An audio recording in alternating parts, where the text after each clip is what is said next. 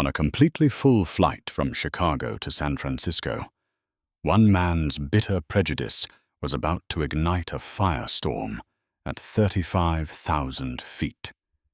His name was Robert Harrison, and all he wanted was for his daughter to move one seat over.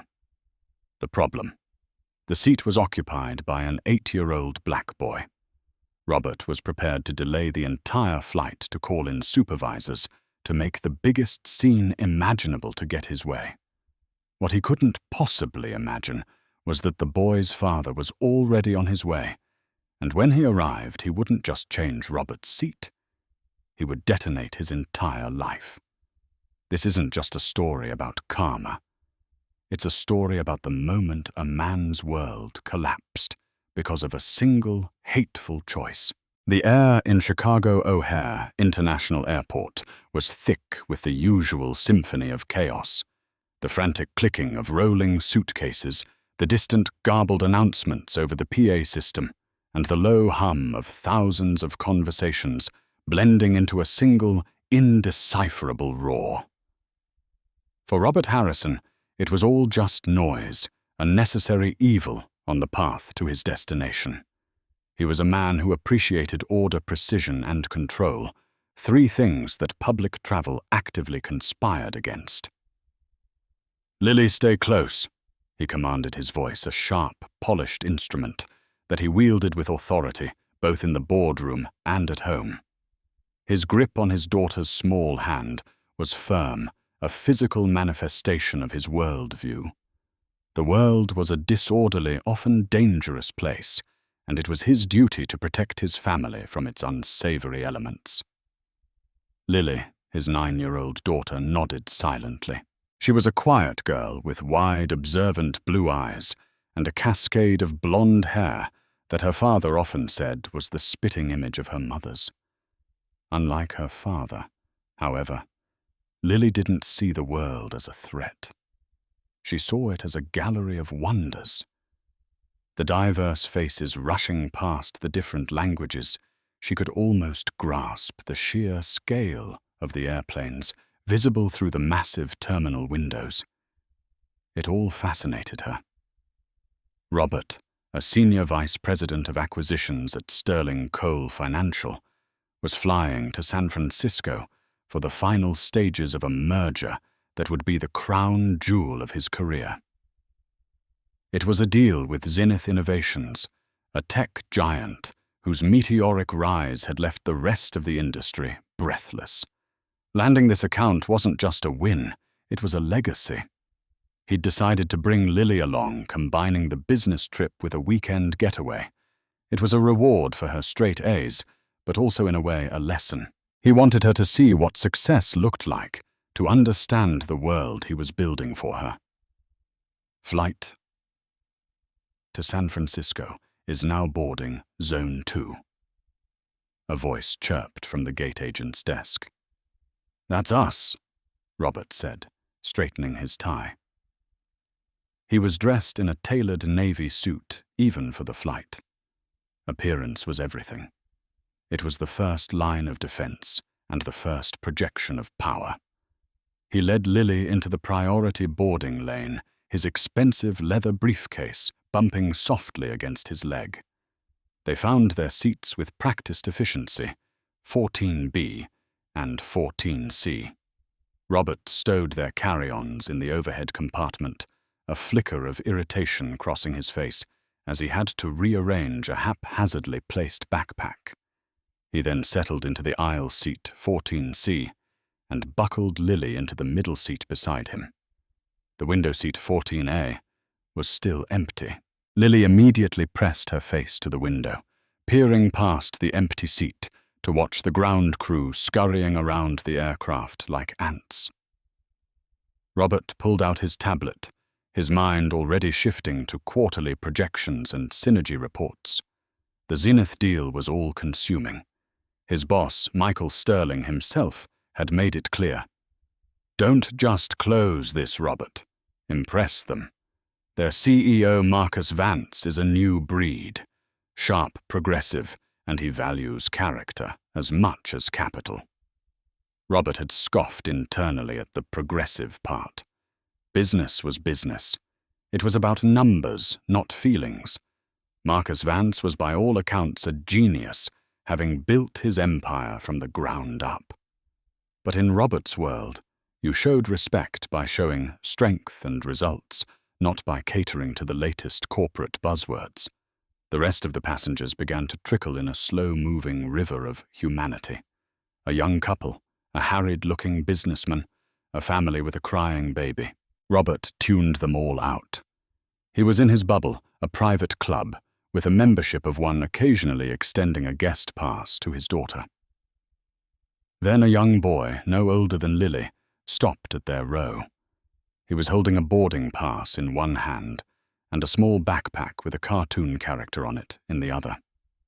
He was a handsome kid with bright, curious eyes and neatly braided hair. He was also black. The boy looked at the seat number, then at the empty seat by the window, 14A, and then looked at Robert. "Excuse me, sir. I think that's my seat." Robert's eyes did a slow, deliberate scan of the boy from his sneakers up to his face. A subtle tightening appeared around his jaw. It was almost imperceptible, a micro-expression that betrayed a deep-seated programming. He didn't see a child. He saw a category, an intrusion. "Show me your boarding pass," Robert said, his tone devoid of any warmth. The boy, slightly intimidated, held it out. Robert glanced at it. Seat 14A. It was correct. He nodded curtly, his gaze flicking toward the back of the plane, as if searching for the boy's keeper. He made no move to get up. "Well?" Robert prompted, his voice laced with impatience. "Are you getting in, or just standing there?" The boy, whose name was Jaden, shuffled awkwardly. He was small and would have to climb over Robert or Lily. Lily, sensing his hesitation, offered a small, shy smile. "You can go in front of me," she whispered, starting to unbuckle her seatbelt. "No," Robert said sharply, placing a hand on Lily's arm. "You stay put." He turned his cold gaze back to Jaden. "Go on, kid. Squeeze through." Jaden looked from the imposing man to the small gap in front of him. He mumbled a quiet sorry and began to clamber awkwardly over Robert's outstretched legs, his backpack bumping Robert's knee. Robert let out an exaggerated sigh of annoyance, pulling his leg away, as if the brief contact had soiled his suit trousers.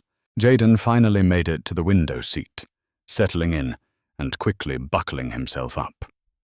He looked small in the large airplane seat.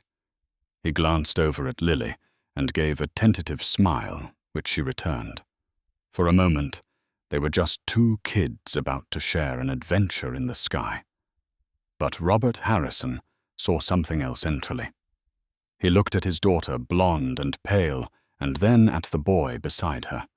A feeling of profound unease, a sour and irrational anger began to churn in his stomach. It was an old, ugly feeling he'd been taught long ago, a prejudice he wore as comfortably as his expensive watch, and he was not going to tolerate this arrangement, not for 5 hours, not for 5 minutes. He unbuckled his seatbelt with a decisive click. The battle for seat 14A had just begun. The click of Robert's seatbelt echoed in the small space with an air of finality. He leaned forward, his polished shoe tapping impatiently on the carpeted floor, and scanned the aisle for a flight attendant. He spotted one a few rows ahead, a woman with a professional if slightly weary smile, helping a passenger with their luggage. Her name tag read, Sarah. Robert raised his hand, not in a polite gesture, but with the crisp, demanding flick of a man accustomed to summoning service. "Excuse me, miss." Sarah finished her task and made her way toward him, her smile firmly in place. "Yes, sir. How can I help you?" "There's been a mistake." Robert began, his voice low, but carrying a distinct edge of authority. He gestured with his head, a deliberately dismissive motion toward the space between Lily and the window. I need this seating situation rectified immediately. Sarah's eyes followed his gesture. She saw a young girl and a young boy sitting next to each other. They were both quiet, looking straight ahead. A mistake, sir. Are you not in your assigned seats? We are, Robert clipped. But this arrangement is unacceptable. My daughter will not be sitting here. He said the word arrangement as if it were something foul. Sarah's professional smile faltered for a fraction of a second. She'd been flying for 12 years and had developed a sixth sense for this kind of trouble. She chose her words carefully. I'm sorry, sir. I'm not sure I understand the issue. Is there a problem with the seat itself? The issue, Robert said, leaning in and lowering his voice to a conspiratorial, condescending whisper, is that my daughter is uncomfortable. I want her moved, or I want him moved. He didn't even look at Jaden, referring to him as if he were a piece of misplaced luggage. Jaden, though, trying to appear engrossed in the safety card in the seat pocket, heard every word. His shoulders slumped slightly, and he shrank into his seat, trying to make himself smaller, invisible. Lily shot him a quick, apologetic look, her cheeks flushing with a vicarious shame she was too young to fully comprehend, but felt in her gut. She knew her father was being mean, and it twisted a knot of anxiety inside her. Sarah's training kicked in. De-escalate. Be firm. Follow policy. Sir, this is a completely full flight. Every seat is assigned and occupied. I'm afraid I can't move anyone without a compelling safety or security reason. My daughter's comfort is a compelling reason, Robert retorted, his voice rising in volume. A few nearby passengers began to shift in their seats, their conversations tapering off as they tuned into the unfolding drama. I paid for these tickets. I expect a certain standard of service, and that includes not having my family subjected to unsuitable company. The coded language was as clear as glass. Sarah's expression hardened. The weary professionalism was now overlaid with a cool resolve. Sir, the other passenger has a valid ticket for that seat. He has every right to be there. Unless he is bothering your daughter in some way, there is nothing I can do. He is bothering her, Robert insisted, his voice now loud enough to turn heads several rows away. His presence is the bother.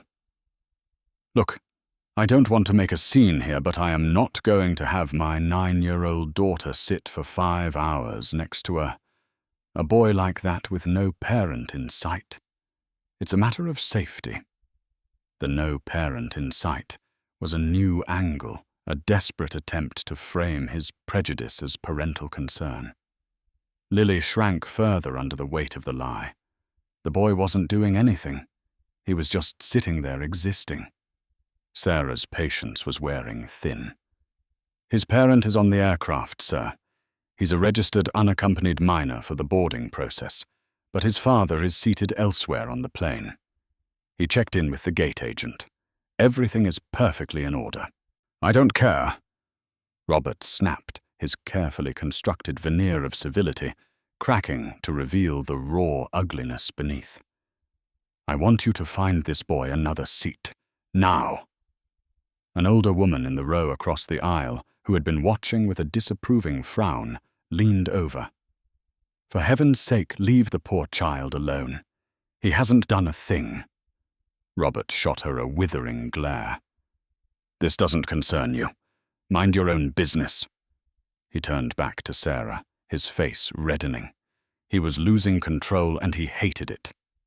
Is it your policy to ignore the legitimate concerns of your paying customers? I want to speak to your purser, your supervisor, whoever is in charge. This was the classic escalation tactic of the entitled. Sarah had seen it 100 times. But the context of this one, the blatant targeted prejudice against a silent child, made her stomach clench with anger. Sir, I can assure you my supervisor will tell you the exact same thing. Airline policy and, frankly, federal regulations prevent me from reseating a passenger based on their race." She said the word race, deliberately pulling it out from behind the curtain of his coded language and placing it squarely in the middle of the aisle for everyone to see. The air grew thick. The word hung there, stark and undeniable. Robert recoiled, as if struck. "How dare you?" he hissed, his voice dropping to a menacing whisper. "You're twisting my words. This has nothing to do with race. This is about my daughter's comfort and safety, and I am amazed at the incompetence and disrespect I am being shown.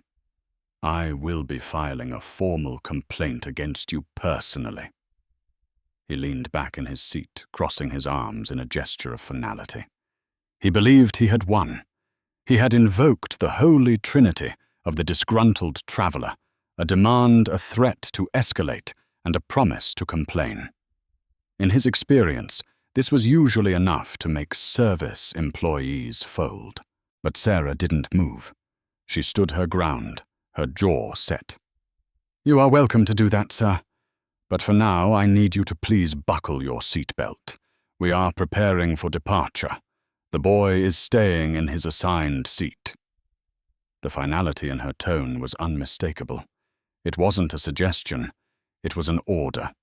For Robert Harrison, a man who gave orders, being on the receiving end was a profound insult. The passengers around him were now openly staring, their expressions ranging from pity for the two children to outright disgust for him. The whispers started little barbs of judgment he could feel prickling his skin. He felt a small tug on his sleeve. It was Lily. Her eyes were glistening with unshed tears. "Daddy, please," she whispered, her voice trembling. "It's okay. I don't mind. Please just sit down." Her plea, born of pure embarrassment and a child's desperate wish for conflict to cease, only fueled his righteous indignation. He saw it not as a request for peace, but as proof that she was distressed. He was doing this for her. "No, Lily, it's not okay," he said, loud enough for all to hear. "A man has to stand up for what's right." He looked past Sarah down the aisle toward the cockpit. "This plane is not taking off until this is resolved." Robert's declaration hung in the recycled air of the cabin, like a threat. It was a line in the sand, a challenge not just to the flight attendant, but to the entire operational structure of the airline. He was holding the flight hostage to his prejudice. Sarah took a deep breath, her training overriding her personal fury.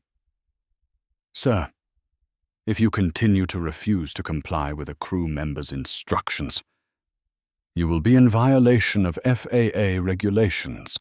I am asking you one more time to please take your seat and fasten your seatbelt." "And I am telling you I will not," Robert said, his voice cold and steady. He was now performing for the audience he had created. "Not until you do your job and address my valid security concern." The standoff was absolute. The forward momentum of the boarding process had ground to a halt. The low hum of the cabin was replaced by an uneasy silence, punctuated by the occasional fussy cry of a baby and the rustle of passengers craning their necks. Jaden had pulled a small notebook and a pen from his backpack and was pretending to draw, his head bent low. But his hand was shaking and the pen wasn't moving. He was trying to build a wall around himself to block out the man's angry voice and the weight of all the staring eyes. Beside him, Lily had buried her face in her hands, her small shoulders shaking. This was a nightmare. She had been so excited for the trip, and now her father had turned their row into a spectacle of shame. Sarah knew she had reached the end of her authority. She gave Robert one last hard look. "Stay right there," she commanded, before turning on her heel and marching swiftly toward the front of the plane. Robert watched her go with a smirk. He thought he was winning. He believed she was off to get her supervisor, who would surely see the logic in his position, if only to appease him and get the plane moving. He was a platinum status flyer, a man of importance. They wouldn't risk alienating a customer like him over something so trivial. A few minutes later, the captain's voice came over the intercom, but it lacked the usual friendly, folksy tone. It was clipped and serious. "Ladies and gentlemen, this is Captain Miller.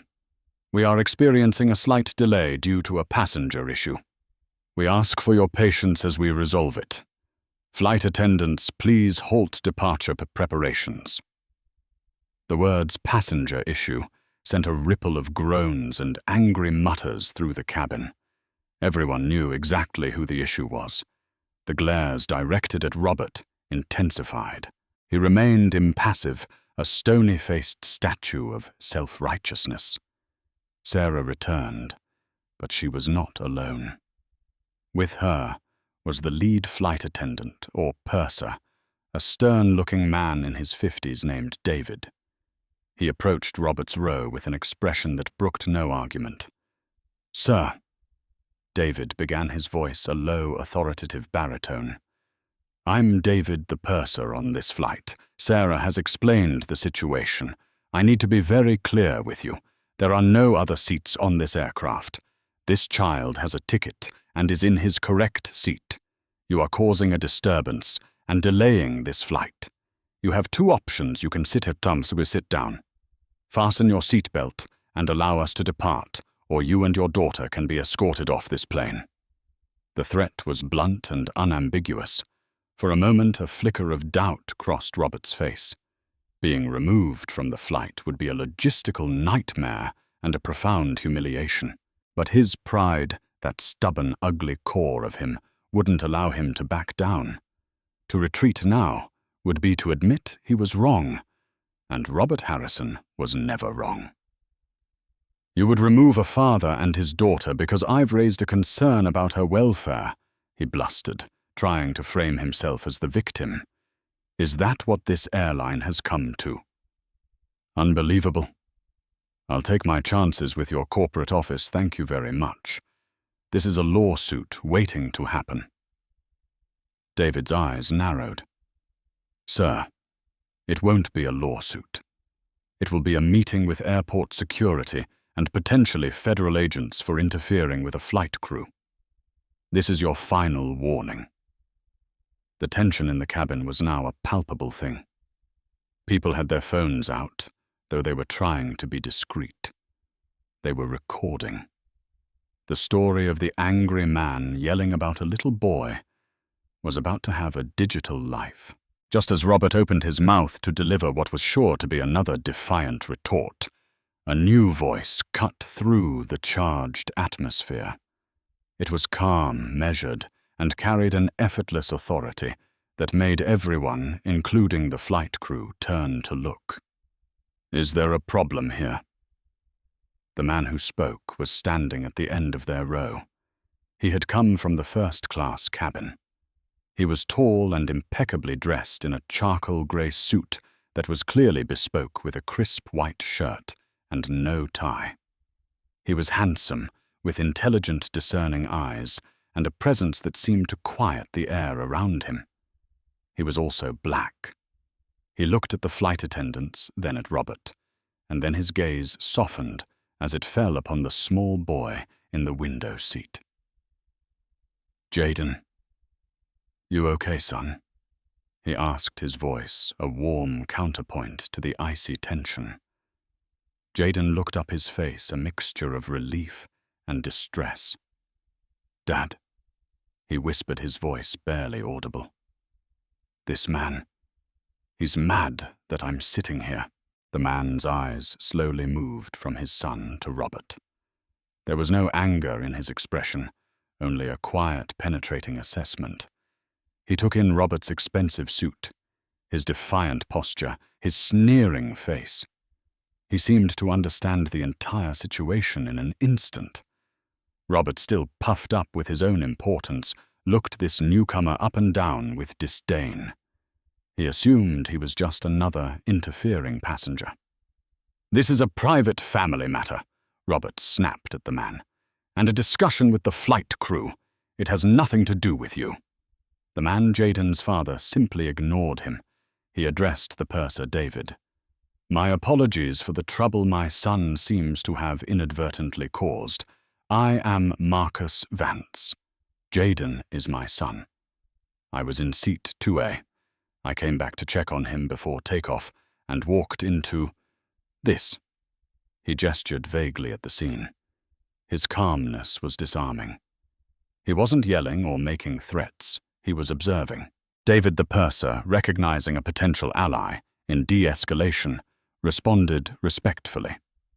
"Mr. Vance, your son has caused no trouble at all. I can assure you of that. This gentleman," he nodded toward Robert, "has an issue with the seating arrangement." Robert couldn't help himself. He saw an opportunity to plead his case to someone who, unlike the incompetent flight crew, might understand. "An issue is putting it mildly," Robert said, addressing Marcus directly, man to man. "I've simply stated that I am not comfortable with my young daughter sitting next to an unaccompanied boy for a long flight. It's common sense. Any responsible father would feel the same way." Marcus Vance's eyes remained fixed on Robert. The quiet assessment continued. There was a long, heavy pause. "Is that so?" Marcus said, his voice dangerously soft. "You're concerned about your daughter's safety." "Of course," Robert said, nodding. "Any father would be." "I see," Marcus said slowly. Then he did something unexpected. He looked past Robert, his eyes locking with the purser's again. "The flight is full, you said?" "Completely, Mr. Vance," David confirmed. "Then I have a proposal," Marcus said, his gaze returning to Robert, and this time there was a glint of something cold and sharp in his eyes. "To resolve this safety issue and allow the other 180 passengers to get on their way. I will take my son's seat, and he will take mine in first class. It's a simple switch." He then looked at Robert. "That should resolve your concerns, shouldn't it? She will be sitting next to me. A parent, a responsible father." The offer was both incredibly generous and a subtle, crushing rebuke. It solved Robert's stated problem so perfectly that it exposed the lie at its heart. The issue was never about an unaccompanied minor. Robert was cornered. His bluff had been called in the most public way possible. If he agreed, he'd be sitting next to the very man whose son he had just tried to have removed. If he refused, he would be admitting in front of everyone that his objection wasn't about a parent being present, it was about race. The trap was elegant, and it was steel. The silence that followed Marcus Vance's proposal was thick with anticipation. Every passenger within earshot leaned in, waiting to see how the cornered rat would react. The choice was simple, yet for Robert Harrison, it was impossible. His mind raced, searching for an exit, a way to spin this, but every path led to a cliff. He stared at Marcus Vance, a man who radiated a quiet confidence and power that Robert, for all his bluster, could only imitate. He saw the intelligence in Marcus's eyes, the way he carried himself, the quality of his suit. This was not the kind of man Robert expected to be the father of the boy in 14A. His prejudices had painted a different picture, one that was now being shredded before his eyes. Well, Robert stammered, his bravado finally cracking. That's not the point. The point is the principle of the thing. The airline should have handled this. It was a weak deflection, and everyone knew it. Marcus's expression didn't change. The airline staff was handling it perfectly. They were upholding policy and decency. You were the one who refused their solution. I'm offering you another one, a solution that meets your stated criteria. So what's your answer, yes or no? Do you want to get this plane off the ground, or would you prefer to continue this debate? The purser. David seized the opportunity. That is an exceptionally generous offer, Mr. Vance. It would indeed solve the problem. He looked pointedly at Robert. Sir. All eyes were on Robert. He felt a hot flush of sweat on his neck. He looked at Lily, who was peering up at him with pleading, tear-filled eyes. He looked at the disapproving faces of the other passengers. He looked at the flight crew, their expressions like stone. He was beaten. With a deep, shuddering sigh of resentment, he gave a short, jerky nod. Fine. He spat out the word, tasting like ash in his mouth. Whatever. Just get it over with. A collective sigh of relief went through the cabin. Marcus gave a small, appreciative nod to the flight crew. Thank you for your patience. He then leaned in and spoke softly to his son. Hey, champ. We're going to switch seats. You get to go sit up front. There's a big TV and they'll bring you all the orange juice you want. Jaden's eyes, which had been downcast and fearful, lit up. Really? First class. Really? Marcus said, ruffling his hair. Go on now. Seat 2A. Just tell the attendant Susan that I sent you. Be good. Jaden quickly gathered his notebook, gave Lily a small, shy wave, and squeezed past his father into the aisle. As he walked toward the front of the plane, a few passengers gave him encouraging smiles. The older woman across the aisle reached out and gently patted his arm. You're a very polite young man, she said kindly. Now it was Marcus's turn. He looked at Robert. If you'll excuse me. Robert, seething with a silent, impotent rage, stood up stiffly and moved into the aisle to let him pass. Marcus slid into the window seat, 14A, with an easy grace. The space suddenly felt smaller, charged with a new and uncomfortable energy. Robert sat back down in 14C, leaving the empty middle seat, 14B, as a sort of no-man's land between them. Lily, move over, Robert ordered, his voice tight. Lily unbuckled and scrambled into the middle seat, now sandwiched between her fuming father and the calm, silent stranger. She kept her head down, staring intently at her own hands, folded in her lap. The purser gave a final nod. Thank you, Mr. Vance. We appreciate your help. He then turned to the rest of the cabin and announced, Ladies and gentlemen, we've been cleared for departure. Flight attendants, please prepare the cabin. The normal sounds of the airplane whirred back to life. The engines began to whine. The plane pushed back from the gate.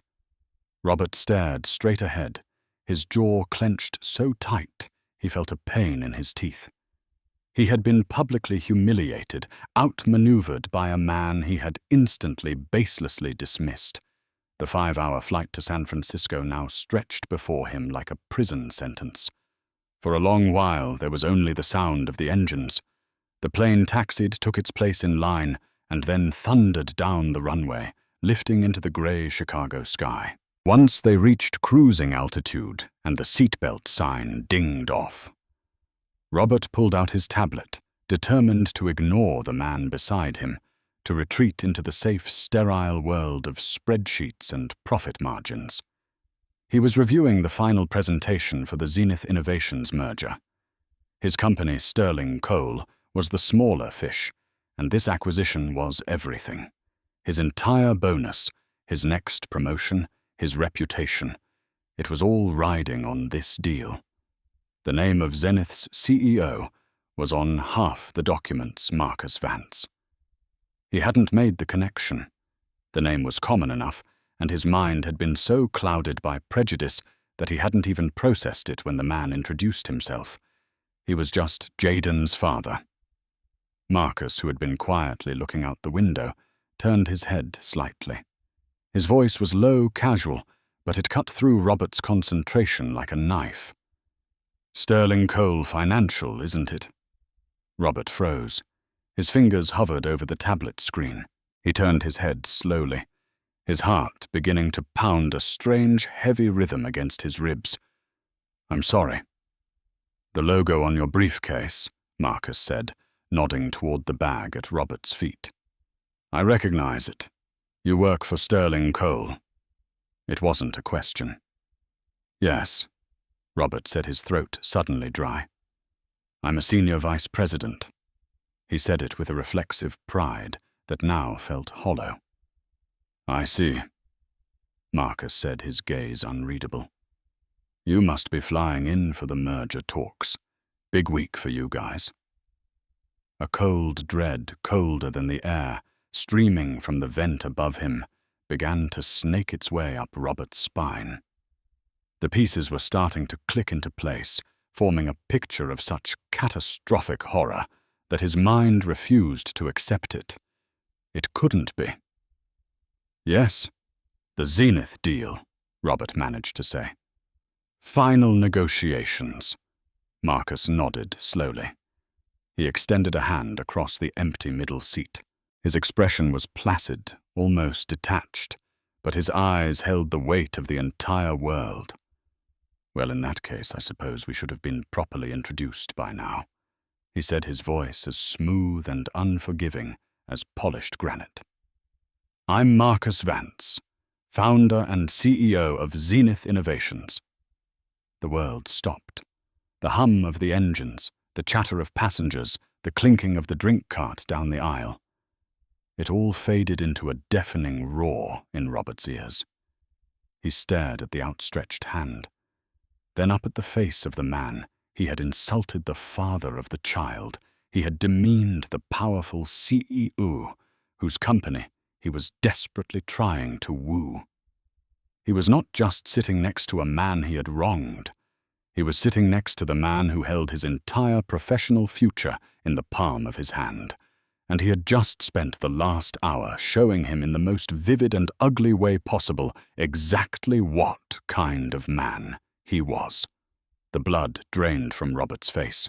His mouth opened, but no sound came out. The tablet slipped from his numb fingers and clattered onto the floor. The shock was so profound, so absolute, it felt like the plane had just dropped 10,000 feet. The clatter of the tablet on the floor was the only sound in their small, suffocating row. Lily jumped at the noise, her wide eyes darting from her father's ashen face to the calm, waiting expression of Marcus Vance. She didn't understand the names or the companies, but she understood the shift in Wawa. The atmosphere had changed from tense to something far heavier, something akin to doom. Robert Harrison, the man of control and command, was utterly broken. His carefully constructed world, built on a foundation of arrogance and entitlement, had been leveled by a single devastating sentence. He stared at Marcus Vance's outstretched hand as if it were a venomous snake. Shaking it felt like an admission of guilt, an act of surrender. Not shaking it was an impossible breach of protocol. After a moment that stretched into an eternity, Robert slowly, mechanically raised his own hand. It was trembling. His palm was slick with a cold sweat. When his fingers touched Marcus's, the grip he received was firm, dry, and brief. It was the handshake of a man sealing a coffin. "Mr. Vance." Robert breathed the name barely a whisper. His mind was a maelstrom of panic. He was trying to calculate the damage, to formulate a response, an apology, some desperate gambit to salvage the unsalvageable. But his thoughts were sludge. All he could see was the condescending sneer on his own face back at the gate, hear the ugly words spilling from his own mouth. Marcus withdrew his hand and leaned back in his seat, his gaze returning to the window as if he were merely commenting on the cloud formations. "Beautiful day to fly," he said, his tone conversational, almost breezy. The casualness was the most brutal form of torture. It denied Robert the confrontation he both craved and dreaded. There was no shouting, no lecture, no immediate declaration of consequences. There was only the quiet, suffocating knowledge of what he had done and the terrifying uncertainty of what would happen next. Robert finally found his voice, though it was a strained, hollow version of its former self. "Mr. Vance, I had no idea. I am so sorry. There's been a terrible misunderstanding." Marcus turned his head slightly, his eyes still on the horizon. "A misunderstanding?" He repeated the word, hanging in the air. "No, I don't think so. I think I understood you perfectly, Mr. Harrison. You made your position quite clear." "No, you don't understand," Robert pleaded, his voice cracking with desperation. He was starting to babble the words, tumbling out in a frantic, disorganized mess. "I'm a father. I was just concerned, overprotective. You have a son, you must know what it's like. The world is, you worry." "I do know what it's like," Marcus said, and now he did turn to face Robert fully. The placid mask was gone, replaced by an expression of profound, soul-wearying disappointment. It was infinitely worse than anger. "I worry about my son all the time. I worry about the grades he gets. I worry about him being kind to others. I worry about him scraping his knee when he plays basketball." He paused, his gaze hardening. "And yes, Mr. Harrison, I worry about him meeting men like you. Men who will look at his skin and decide he is unsuitable company before he's even had a chance to say hello. Men who will try to make him feel small, to make him feel unworthy of the seat he is sitting in, not just on an airplane, but at any table he earns a place at. So yes, I understand your concern far better than you can imagine." Each word was a precision strike, dismantling Robert's pathetic excuses and exposing the raw prejudice beneath. Robert felt stripped bare, his shame, a physical weight pressing down on his chest, making it hard to breathe. "It wasn't. I'm not a racist," he whispered, the denial sounding feeble even to his own ears. Marcus let out a short, mirthless laugh. "Men like you never are," he said, turning back to the window. "It's always something else. Concern, comfort, culture. It's never about race, is it? It's just a remarkable coincidence that your concerns always seem to manifest when the person in question looks like my son." He said nothing more. For the rest of the flight, Marcus Vance did not speak to Robert again. He put on a pair of noise-cancelling headphones and opened a sleek, ultra-thin laptop, his fingers flying across the keyboard. He was working, building his empire, while the man who had insulted him sat stewing in a toxic brew of fear and humiliation. The flight was a 4-hour ordeal of silent agony for Robert. He couldn't work. The figures on his tablet swam before his eyes, mocking him. Every number, every chart was tied to the Zenith deal. The deal he had almost certainly just destroyed. He tried to think of a way out. Could he call his boss Michael Sterling and get ahead of it? What would he even say? "I publicly harassed our target, CEO's 8-year-old son, because he's black"? The drink cart came by. Robert ordered a Scotch neat, then another. The alcohol did nothing to numb the dread. It only sharpened the edges of his self-loathing. He glanced at Lily. She had fallen asleep, her head resting on the armrest of the middle seat, as far away from him as she could get. Her face, even in sleep, looked troubled. He saw her not just as his daughter, but as a witness. She had seen him at his absolute ugliest. What lesson had he taught her today? Not about success, but about hate. The thought was a fresh stab of guilt. He had prided himself on protecting her, but he had only exposed her to the most poisonous part of himself. The hours crawled by. Each minute was a tick of the clock on his career's execution. When the captain finally announced their initial descent into San Francisco, a fresh wave of panic washed over Robert. The flight was ending. The bubble was about to burst.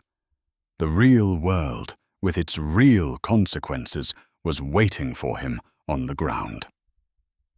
As the plane taxied to the gate, Marcus closed his laptop, took off his headphones, and stowed them in his bag. He did it all with a calm, unhurried deliberation. He did not look at Robert. When the seatbelt sign switched off, Marcus stood, retrieved his bag from the overhead compartment, and then paused. He looked down at the still sleeping Lily. For a moment his harsh expression softened. He then looked at Robert, his eyes like chips of ice. "Enjoy your weekend in San Francisco, Mr. Harrison," he said, his voice flat and devoid of emotion. And with that, he turned and made his way toward the front of the plane to retrieve his son disappearing into the crowd of deplaning passengers. It wasn't a threat. It wasn't a promise.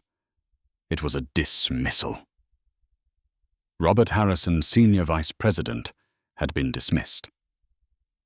He sank back into his seat, his body feeling heavy and useless. He was the last one to get up. He woke Lily gently, and as they walked down the jet bridge into the bright, bustling terminal of SFO, his phone, which had been on airplane mode, buzzed back to life.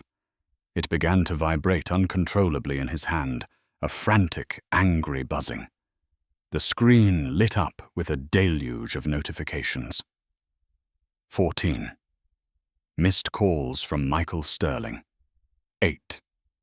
Missed calls from office. 23 new text messages. 47 new emails. The digital avalanche was just the beginning. The real one was about to bury him. The phone felt like a live grenade in Robert's hand. The sheer volume of notifications was terrifying. Michael Sterling, the founder and senior partner of Sterling Coal, was a man who communicated with terse, efficient emails.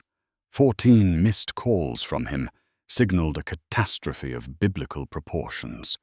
With a trembling finger, Robert tapped on the first text message from his boss. It was a single all-caps word sent an hour ago: "Call me." The subsequent texts grew progressively more frantic. Robert: "Call me now. Where the hell are you? Answer your damn phone." Vance called me. That last message hit Robert like a physical blow. Vance called me. It had happened. The axe had fallen while he was still in the air, helpless. He found a relatively quiet corner of the bustling arrivals hall, telling a confused Lily to wait here for just a minute, sweetie. His hands were shaking so badly he could barely dial the number. He took a deep breath, trying to summon some remnant of his old confident self. But it was gone, replaced by a hollow, sickening fear. Michael Sterling picked up on the first ring. He didn't say hello. "Robert?"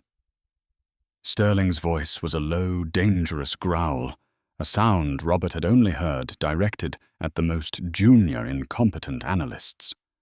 "What did you do?" "Michael, I can explain." Robert began, his voice raspy. "It was a misunderstanding. The whole thing got blown completely out of proportion." "Blown out of proportion?"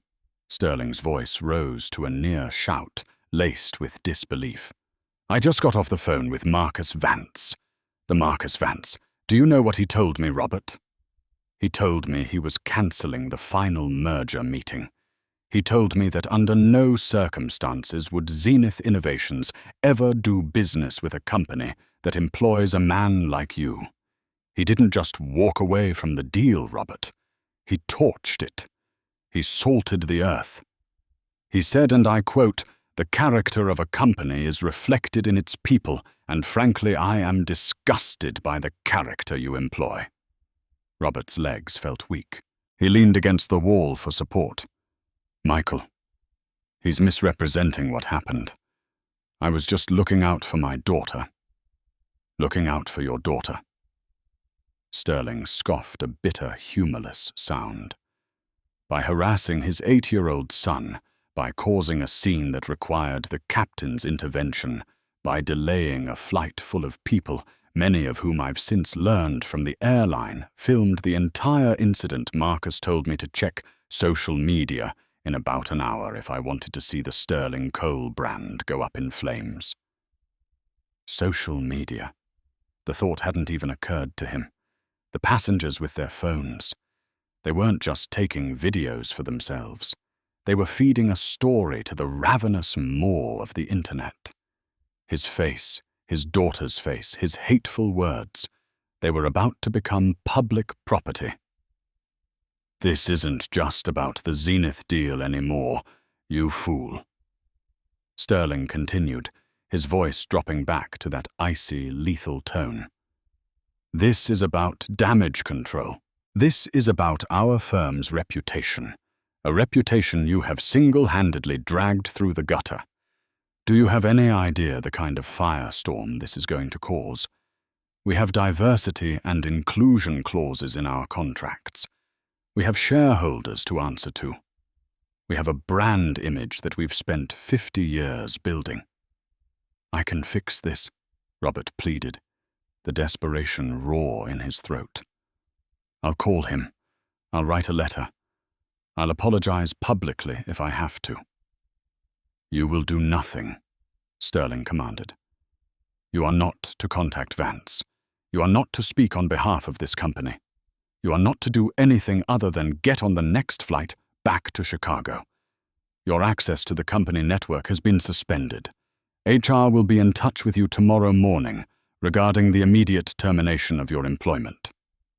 The words hit with the force of a physical impact. Termination of your employment. The crown jewel of his career had become his tombstone. The legacy he wanted to show his daughter was a legacy of public disgrace. Michael, you can't, Robert whispered. 20 years. I've given this company 20 years of my life. And you've undone it all in a single afternoon. Sterling replied, his voice cold and final. You are a liability, Robert. A walking, talking, racist liability. And I am cutting you loose before you sink the whole damn ship. Don't come to the office. Box up your personal effects at home. We'll send a courier. Goodbye. The line went dead. Robert stood frozen, the phone still pressed to his ear, listening to the dial tone. It was over.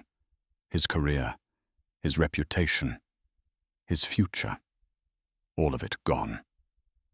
Decimated by an arrogance so profound, he hadn't even recognized it as a flaw.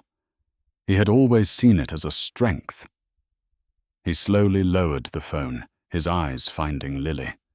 She was watching him, her small face etched with worry.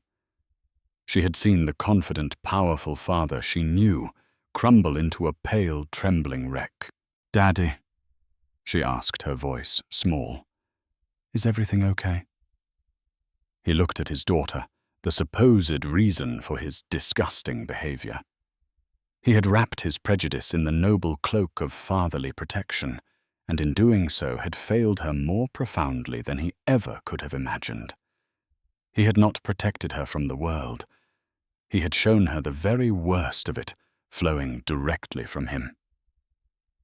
No, sweetie, he said, the words catching in his throat as the full, crushing weight of reality settled upon him. Everything is not okay. He had to get them back to the ticket counter. He had to book a flight home, a flight of shame, back to a life that had just been dismantled. As he took Lily's hand and began the long, humiliating walk back through the terminal, he felt the vibration of his phone again. It was a news alert from a major media outlet. The headline, accompanied by a grainy, zoomed-in photo of him arguing with the flight attendant, read, "Financial executive's racist tirade against child on flight goes viral." sparks outrage. The story was already out. The firestorm had begun. The flight back to Chicago was a silent, suffocating ordeal. But the true reckoning awaited him behind his own front door. Robert walked into the pristine foyer of his home to find his wife, Catherine, standing like a statue carved from ice. Her face was pale, her eyes blazing with a sleepless fury. In her hand, her phone glowed, playing the viral video of his tirade on a silent, damning loop. "The news vans are at the end of the street," she said, her voice devoid of warmth. "Our friends have been calling all night. The school principal called. They all want to know if the monster in this video is the man we know. Is it Robert? Catherine, it was a mistake. It got out of control." He stammered the words, feeling pathetic and hollow. "I lost my job. Sterling fired me before we even landed." He thought the confession might earn him a sliver of pity. Instead, she laughed, a sharp, bitter sound that cut him to the core. "Your job? You think this is about your job? You humiliated a child in front of a plane full of people. You branded your own daughter with your ugliness. That video will be attached to our name forever. It will follow Lily to school, to college, to her own career. You didn't just lose a job, Robert. You torched our lives for a seat on an airplane." A small voice cut through the tension. "Daddy." Lily stood in the doorway, her school trip backpack still slung over her shoulder. She looked small and lost in the middle of the wreckage her father had created. She walked toward him, her expression not one of confusion, but of profound, heartbreaking seriousness. She looked up at him, her blue eyes searching his. "Why didn't you like that boy?" she asked, her voice clear and steady. He was quiet. "He didn't do anything wrong. But you were so mean to him. You made him sad. You made me sad too." "Why?" The simple, honest question was a blow more devastating than any corporate firing or public shaming. It demanded a truth he had never been forced to confront. Before this small, innocent judge, all his excuses about safety and concern crumbled into dust, revealing the rotten foundation beneath. He had no answer. There was no good reason, only an ancient, ugly hate that he had allowed to poison everything he claimed to love. He opened his mouth, but no words came out. In his silence, Catherine's face hardened with decision. "I want you to pack a bag and go to a hotel," she said, her voice final. "I can't have this in our house. Lily can't have this. You need to leave." Numbly, he did as he was told. He had lost his career, his status, and the respect of his wife. But as he walked out of his home, the heaviest loss was the look in his daughter's eyes. He hadn't just made a scene on a plane. He had taught his child a lesson in cruelty and revealed himself as a man she could no longer admire. The karma was not the loss of his livelihood. It was the crushing silence of his own home, and the knowledge that he was the sole architect of his own destruction.